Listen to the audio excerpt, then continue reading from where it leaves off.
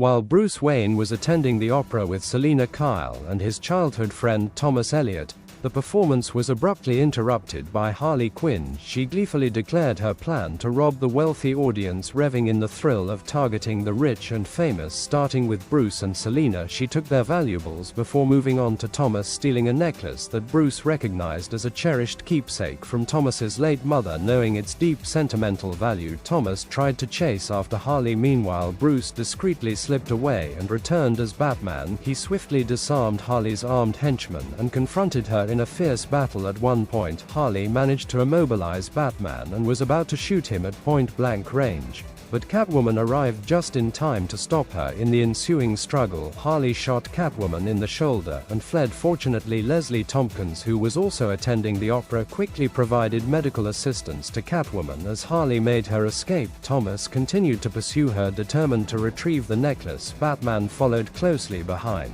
but when he finally caught up, he stumbled upon a horrific scene. Thomas Elliot lay dead, shot in the chest, and standing over him was the Joker, grinning wickedly with a gun in hand. Seeing his arch-enemy take the life of someone close to him yet again caused Batman to snap. He unleashed his fury on the Joker, relentlessly beating him, while memories of the Joker's past crimes flooded his mind. Batman first recalled Barbara Gordon, whom the Joker shot and paralyzed, robbing her of her role as Batgirl, a career she loved. The Joker also killed Barbara's mother, Sarah Essen, and Batman bitterly thought that he should have ended the Joker's life right then and there. But the memory that hurt the most was the loss of Jason Todd II. Robin. The Joker brutally murdered Jason and then escaped justice through legal loopholes as Batman pummeled his arch-enemy.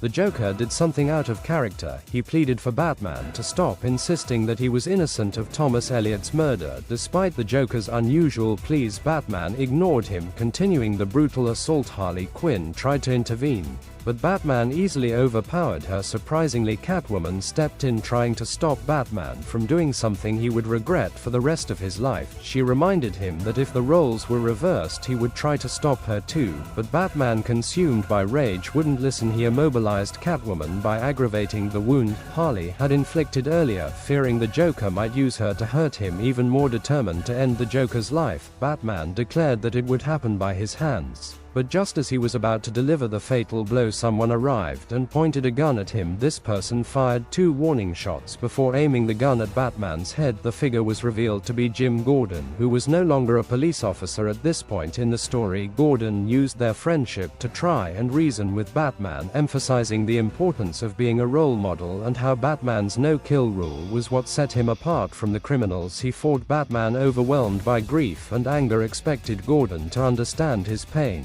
but Gordon stood firm, insisting that they couldn't give in to revenge. Despite all the suffering the Joker had caused, he wouldn't allow Batman to destroy his own life over this. Gordon's words finally got through to Batman, who stopped his attack. The Joker was later imprisoned and transferred to Arkham, where he continued to assert his innocence. Batman eventually discovered that the Joker had been telling the truth. Thomas Elliot's supposed death was the work of a new villain who had been tormenting Batman in an attempt to break him.